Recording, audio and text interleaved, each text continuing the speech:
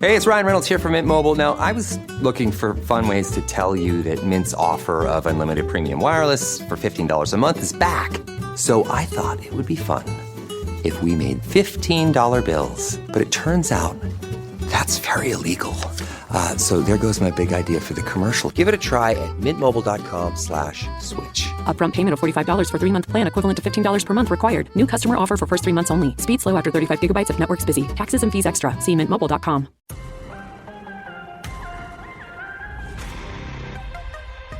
Tipping the scales when all else fails. This is the Judge Jeanine Tunnel to Towers Foundation Sunday Morning Show. Hosted by Joe Concha. Now, here's Joe Concha.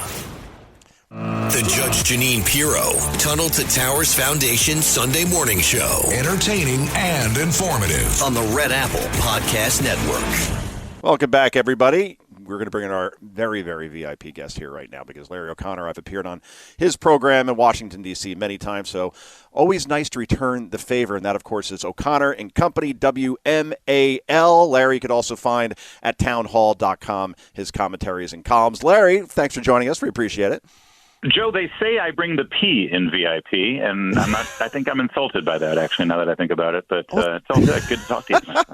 You know, it's interesting you bring up P because we had Adam Schiff last night on the soon-to-be Late Show with Steven Colbert on CBS, and he was on for not one, not two, but 3 segments. Kind of like when Carson used to get Rickles and keep him a little bit longer. Schiff, who is electric, who is pure entertainment. 3 segments. He killed. He killed. Gold. You got to hear this. I don't know if you saw it, but here's Adam Schiff literally turning to the camera just to send a message to President Trump. This is cut 2. Go. Ever since I led his first impeachment, he's threatened me with jail and prosecution and called me a traitor, accused me of treason, blah, blah, blah. He coerced Republicans into censuring me in the House, and now the latest attack on me. So I just want to direct this, if this is the right camera, or maybe that's the right camera. That's the right camera right there. Donald, piss off. Woo! And all the seals go wild. Yeah, so that's late night now, Larry. Yeah, Joe, I mean, I'm torn about this because personally, I find Adam Schiff hilarious. I actually do. I mean, everyone's like, oh, this is not a comedy show. No.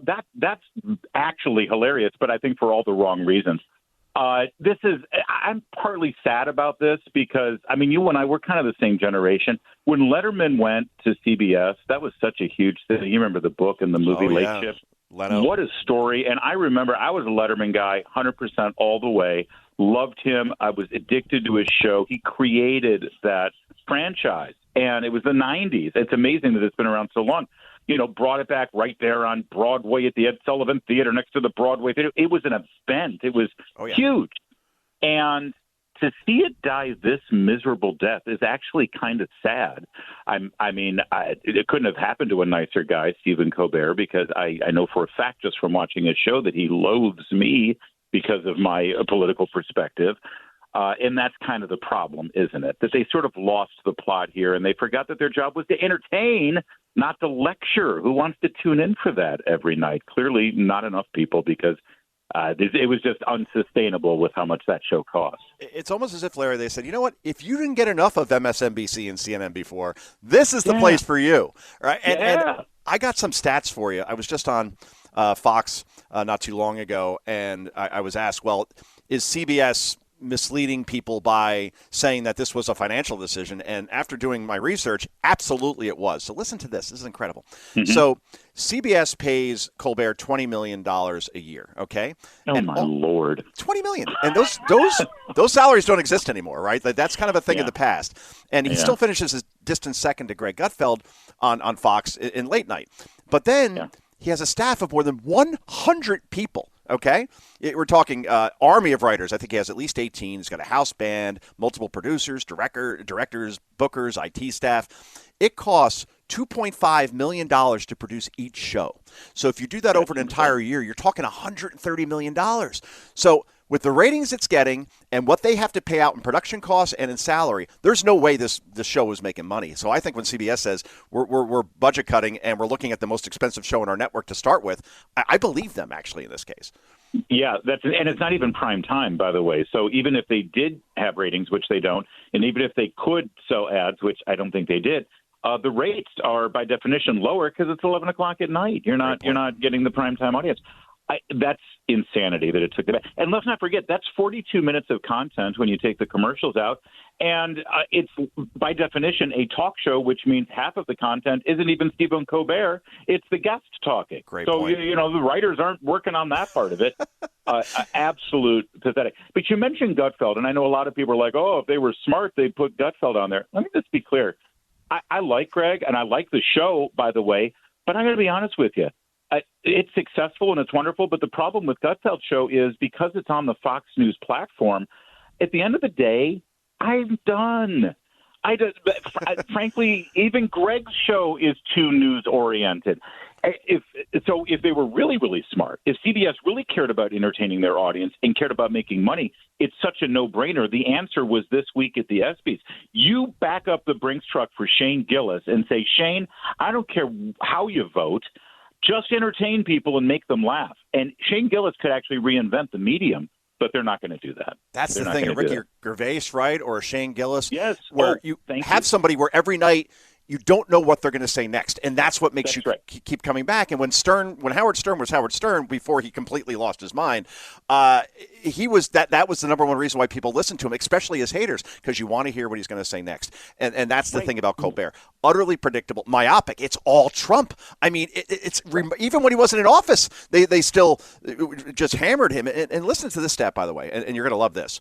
Bernie Sanders has appeared on Stephen Colbert's show 6 times more than Tom Hanks. I mean, that's hard to do. 21 times, Larry, overall in 10 years. So twice a year, you're getting Bernie. Here's some more, all right? Elizabeth Warren, 16 times. I mean, she is also as hilarious as they come, right? I mean, that's true. That's great. I find her funny. I can find a punchline in Elizabeth Warren, but I don't think Stephen Colbert can. That's the problem. Yeah. Joe, it's a brilliant observation to compare this to Stern because you're so right. Stern and Letterman and even Johnny Carson, everyone remembers Johnny Carson being nice. No, he could actually poke people. He could actually make some very cutting social and political commentary. The difference was you tuned in because you weren't sure who they were going to offend next, right? Yeah. With Howard, Howard might offend Reagan. Howard might offend, Walter Mondale or Bill Clinton. You never know. But that's the point. Predictable is exactly the right word for it. And it's not just Colbert. I mean, who's freaking out right now is Jimmy Kimmel. Mm-hmm. Yeah, absolutely. And I would add Fallon probably a little less because I think that he's backed off it a little bit. But it's just, it's sad because entertainment and comedy and, we need it in our culture. We need to be able to laugh. We need to be able to laugh at everyone. And the proof is in the pudding. Listen, I can laugh at myself. Stephen Colbert, when he was on Comedy Central and he did his pretend Bill O'Reilly satire, it was funny. It was actually funny. I would laugh at it, but I laughed at it in the same way I would laugh at Archie Bunker, in that it's over the top, it's satire, but at the same time, guess what? Archie Bunker made a point sometimes. Sometimes Archie Bunker was right.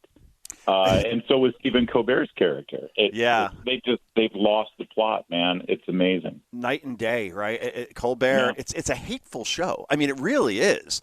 And that's the thing that I just can't understand, how Kimmel, for example, once said, and this was during Trump's first term, he says, I don't care if all Trump supporters never watch me again. In other words, these guys, they're getting their money either way. Right. And if they take a moral stand, they know at Disney, ABC, that you're still going to get that next contract, even if you're finishing third the way Kimmel does, or fourth in some situations. And we're talking to Larry O'Connor. O'Connor and Company on WMAL is the show. You can also catch all of Larry's commentary on Town Hall Media. Let's hear from our friend Brian Stelter, shall we? Because you know exactly where he was going to go with this.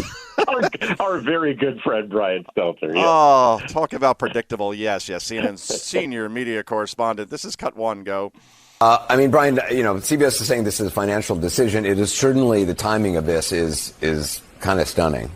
Right, from the optics standpoint, the timing could not be worse for CBS. Colbert is such an outspoken Trump critic. He's just back from vacation, and as he showed there on Monday, on his first night back from vacation, he's also a thorn in his parent company's side. So this looks to a lot of Colbert's fans like another form of capitulation by CBS to the President of the United States. No, they were losing money, and Colbert's content had gotten stale. Now, let me give you one more stat around guests on the show, because Anderson Cooper was the one asking the question there on CNN.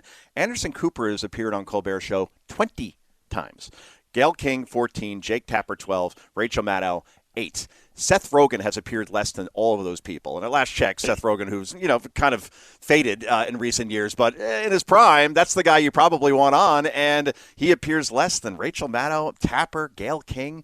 It's just amazing. I think that cable news personalities, they don't care about Emmys anymore, and they don't care about the type of journalism awards that you'd be proud of. All they really wanted was to go on Colbert so they could bash Trump. Yeah, I think you're right, and it just becomes so tedious after a while, and they keep losing. That's the thing. What kind of influence do they have? It's funny. You think about the dominance that the left has in so many avenues of our pop culture, our dominant culture, academia, music, movies, films, television, and all across the board, right? And it's all one-sided. There's barely any opposing viewpoints allowed on those platforms. We've got our own platforms, talk radio, the granddaddy of them all, like right here on AM WABC and the station I'm on in Washington, D.C. And, of course, we're now got our own streaming platforms that are blowing the traditional media out of the water. Yeah. But with the dominance that they had, they actually didn't influence anyone. Look at the last election. It meant nothing. In fact, a perfect example is this week when when NPR and PBS were fighting for their lives, and they decided to go on all the cable networks and all the broadcast networks on Sunday shows, and they, pled their case, and they tried to influence the American people. They tried to influence senators and congressmen to vote their way, and they made their case that they were vital and they were necessary. And nobody listened, and nobody cares. So those, what it really tells you is the late night shows and the cable news networks and even the broadcast networks at this point, not only is it boring, bad television, but they also don't have any kind of impact or influence anymore. They've lost. Yeah, and that played into Kamala Harris's whole entire strategy. Like her first interview after 6 weeks of doing nothing, like 0 interviews when she became the nominee, went to Dana Bash at CNN, brought along goofy Tim Walz. It looked like a parent-teacher conference when they're sitting around a table. Kamala looks like 4 feet high. Tim Walz is towering over, doesn't say anything. Right. Dana Bash is like doing her best to prop up Kamala. And then from there, Kamala goes on Al Sharpton's show and pays his nonprofit $500,000 for some odd reason. And just that was her strategy while Trump's going on Rogan and Theo Vaughn and AM Talk Radio. And that was the difference in that campaign. But you talk about influence. When I was at the Hill, 2016, we did a compilation of all the endorsements from major newspapers across the country. Hillary Clinton got 57 and Donald Trump got 2. How'd that work out? So exactly. That's your influence right there. There you go. Too funny. Can we go down the Epstein road real quick?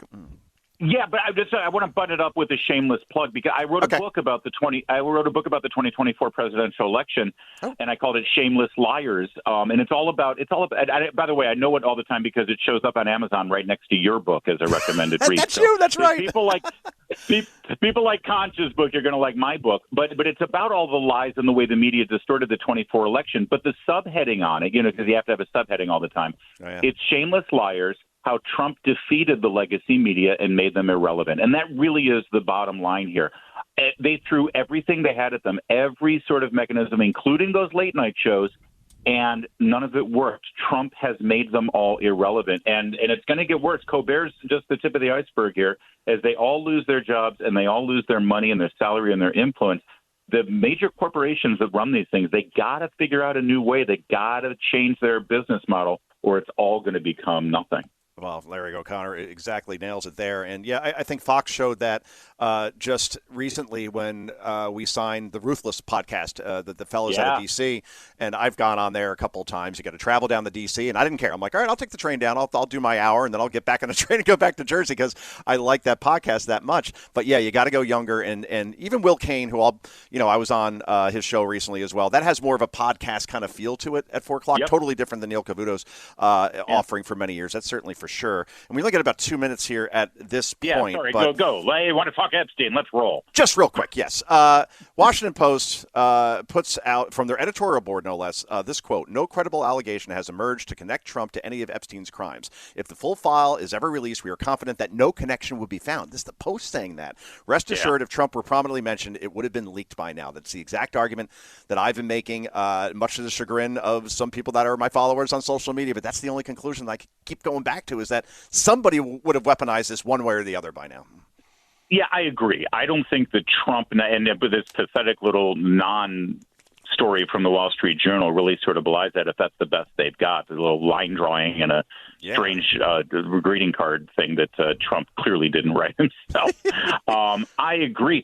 I do think, though, I take Trump at his words that there are names that are included in these investigative files that there's no evidence other than, a claim that was made that has not been backed up in the court of law. There probably are people's names, not Trump's, that are included that the second their name gets associated with Jeffrey Epstein, they're going to be guilty until proven innocent. And there's no way to prove them innocent at this point. And I think that, frankly, I know that I'm an outlier here, but there's something actually quite noble about saying, it's not fair to put these people's names out here if they don't have a chance to defend themselves and there's no real forum to be able to present evidence. And based on the frenzy around Epstein, if you're cited in some way being connected by anybody accusing you of being connected, you're going to be assumed to be guilty, and that's not the American way. That's exactly right. Did he have a Rolodex? Of course he did. The list of pedophiles is much different, which I don't think exists, is much different than a Rolodex. Unfortunately, Larry, they're telling me we have to leave it there. But thanks so much for joining us on short notice, no less. Hi, and brother. again, no problem. WMAL, great show. O'Connor and Company Town Hall, great site. Go there as well. And Shameless Liars is the book that is always next to mine on Amazon that you may also like. It's always Dana's book and your book. It is. It's like we should come up with a twofer package or something. And yes. Money. Anyway, Larry, we got to go. Thanks so much again. Have a good rest of your weekend. Bye-bye. All right, and this is Joe Concha. This is the Judge Jeanine Tunnel for Towers Foundation show. We wrap this puppy up in just a moment. The Judge Jeanine Pirro Tunnel to Towers Foundation Sunday morning show on the Red Apple Podcast Network.